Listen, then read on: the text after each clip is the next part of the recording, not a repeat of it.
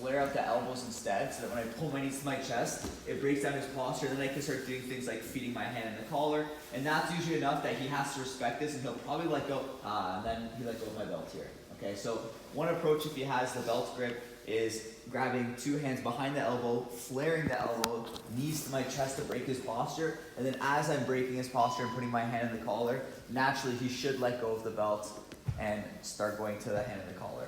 Let's actually look at that. Let's start with that as our warm-up first then. So, good reaction, Adil. You're changing our curriculum here. So, our partner's going to grab two hands on the belt. Otherwise, if you had two hands on the belt, one thing we can do is the cross sleeve, reaching under and using this kind of like shelving platform with my wrist to break. But I think this is a good option too, especially if I don't feel like I'm strong enough to break. I'm going to flare the elbows, and then most of breaking someone's posture isn't pulling with your arms anyways. It's pulling your knees to your chest, which is an important lesson. So, from here, I'm going to flare his knees to his chest, flare his elbows, pull my knees to my chest, and right away hug the head. Okay, I like to go for this first as opposed to going my hand in the collar. I hug the head and I'm going to loop my hand over, going nice and deep here. Now my left hand is already where it needs to be. If I started approaching with this first, then go here, it might be a little bit harder. So I like to already have my top hand over his head. I really need to sink this guy in deep here. I like to envision like I'm grabbing the back of your partner's pag in the gi. And when I flex my wrist, I should feel how my artery is connected or my forearm is connected to his artery. Now, for the second grip, I personally like to go as a start or as a feint, arm over, okay, with my second hand here. So naturally, when I grab the first hand in the collar, there should be a wrinkle on the top here. I try and grab that wrinkle, and I'm almost gonna, pretty aggressive at this motion, but I'm gonna like flick my forearm over his head. And you can use a bit of like a hip escape or kind of like a flick of your wrist with this arm if you need to. But I need to get my left hand now on the other side of his head. So I grab the wrinkle relatively close to my other hand here, and I'm going to do this like whiplashing motion here to get my elbow high and loop it in front of his head. Now if you look at my secondary grip here, it should also be connected to the artery. There shouldn't be any space here like this. It should be connected. And then now, just like we practice every time we circle up, I'm going to square myself up, hold my elbows tight to my ribs, and start to sit up and squeeze for my cross choke. I think a lot of times we don't practice this enough or just don't think there's a valid option. So we're going to start again with that belt grip. I'm grabbing behind his elbows. I just need to unlock them. That's it. I don't need to flare them out super wide, but just unlock. And now my knees to my chest is what's going to break his posture. Okay, first hand is going to loop palm up as deep as I can. And then my second grip is going to go on that wrinkle that's formed. You see that here? And I try to go relatively close to this hand. So while I'm here, I can still feed my first hand deeper, but my hands should be like relatively close together. And then now when I'm ready, I can do a full body movement of like whipping myself to the side, flaring my elbow over his head, looping down, coming back in front, and now sitting up, elbows nice and tight to my ribs. So never should be flared. If his neck is in between the space between my hands here, the more I flare, the more room I'm giving him. And if anything, it's gonna just have the fabric pinch his neck and kind of burn, but it's not actually gonna be a choke. So when I pressure the arteries, it's from sitting up and pulling my elbows to my ribs. And you can see as I do that, that's what closes the space between my hands, which is his neck. So again, elbows, knees, breaking the posture, looping my hand in, feeding nice and deep here. I know he's gonna break that grip, but it's also hard for him to break the collar grip when I keep him down here. If I'm here and I go to reach for the second hand, by the time I do that, he's already gone. So when I get my first hand in, I'm just trying to keep him down, and that makes it a lot harder. If Nabil goes to break my grip now, it's hard. Now I can look for my wrinkle grip wherever I can, relatively close to my first hand, looping my arm over, elbows nice and tight, sitting up, my tap. We won't spend too much time on this. I don't want to rub our necks raw, but we'll start with the cross stroke, all right? 1, 2. And Kier had a good question, like, should I use my legs? So once I do manage to get him close in here, and I do set up my grips however you like to do it, so many different grip variations. Ty showed like a thumb inside. Sometimes you can do double unders too, which is nice, especially if he's not letting me bring my arm over to this side. Sometimes I can lift and start coming underneath here for like a double under grip.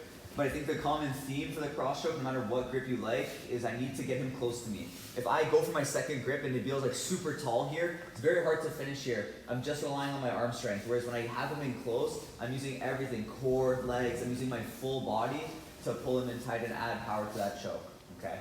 So we can use this as a couple different things. One, it could be just a setup to get him to break his belt grip initially, which we talked about. So I could just flare the elbows, knees to my chest, and that could be enough that maybe I don't even want to go to the collars and I just want to use it to get a sleeve control, but I think also getting him to respect this cross choke will help me start to get the arm in place for my arm bar. Okay, so as I start setting this up, we could already start climbing and cutting our angle for a traditional arm bar here. I'd say the only time I really like this traditional arm bar where my foot goes to the hip and I kick him over is probably off of my cross choke, because he still has to respect this the whole time, and that makes it very easy for me now to switch off into my style of arm bar. Okay, so let's practice it like that then. Let's say we broke the posture, we start to go for our cross choke here. Naturally, he has to start to grab my hand, which is going to make it a little bit easier to like angle off. So at this point here, maybe I feel I can't get the cross choke, or I'm going to keep the grips to at least maintain the posture break. I'm going to use this all to set up my arm bar. My left foot is going to step on his hip, and my right leg is going to help me swivel. So I'm going to use that to cut my angle. Ideally, I'd like to do these both at the same time. We're going nice and slow now for instructional sake, but I'd ideally start to cut my angle like this. Now, I'm not really perpendicular with him yet, which is why I don't like this normal style of arm bar here. But once I feel maybe he breaks my grip or I'm unable to catch the arm bar, I'd rather switch my grip to his tricep out of personal preference. My left hand, I'm actually going to keep as if I want my cross choke here. Now, to cut an even stronger angle once I get here, I like to throw my leg over top of his shoulder, and I can do like a little swivel on my back, kind of scissoring my legs, this here. Okay, this for me is game changing. I probably didn't hit a single close guard arm bar until I started doing this, but it's just a little bit more of an efficient movement.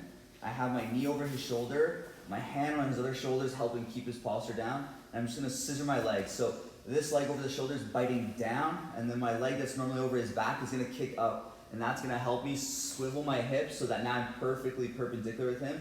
And if you look, his arm is almost already straight here. So it's very easy now to use my hand that was assisting keeping him down to press his head away and throw my leg over his head. When I get to here, it's important that I don't cross my ankles or keep my leg more over his back. I want it over the crown of his head, make it a little bit harder for him to posture or stack me. And then now from here, the last detail is don't hold his elbow. I see a lot where people lift their hips up, with their hand on the elbow is actually keeping his arm bent. So I switch both my hands to the wrist, pinching my knees and slowly lifting my hips up here for my finish. Okay, so again, whether I want to use this setup of like breaking his posture, not even thinking about the cross choke, just to get my arm and tricep grip, that's up to you. Or if I want to keep playing with this cross choke idea and use that to already start adjusting my angle before I switch to the tricep, up to you guys, okay? From here, my goal is to get my hand on the tricep across the arm and then my hand on the shoulder.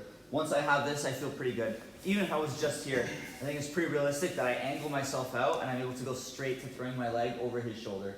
You could lock here temporarily too for control if you want, or I can go straight from this angle off, throwing my knee over, scissor, right into the arm bar.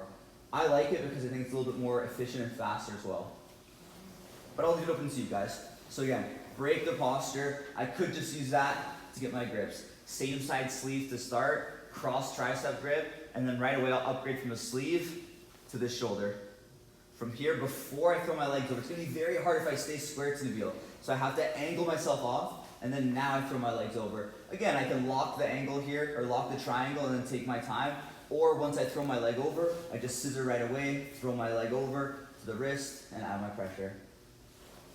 Okay, so a couple different options, however you like to play it. Breaking my belt grip first. If I want to cover his posture and start threatening the cross choke, I can already start using this to angle off. It's the same angle because my hand needs to get to this side of Nabil anyways for the cross choke. So it kind of keeps him second guessing and adds like 2 layers to your attack. Once I get this angle here where I'm trying to throw this over, I could still be attacking my cross choke, or I can already start climbing my legs here and start thinking about transitioning to my armbar too.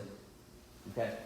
I'll leave that open for you guys. The only thing that's a little bit different is kind of just throwing my knee over the shoulder and adding that scissoring motion. So without Nabil, it's very weird, but the motion's like this.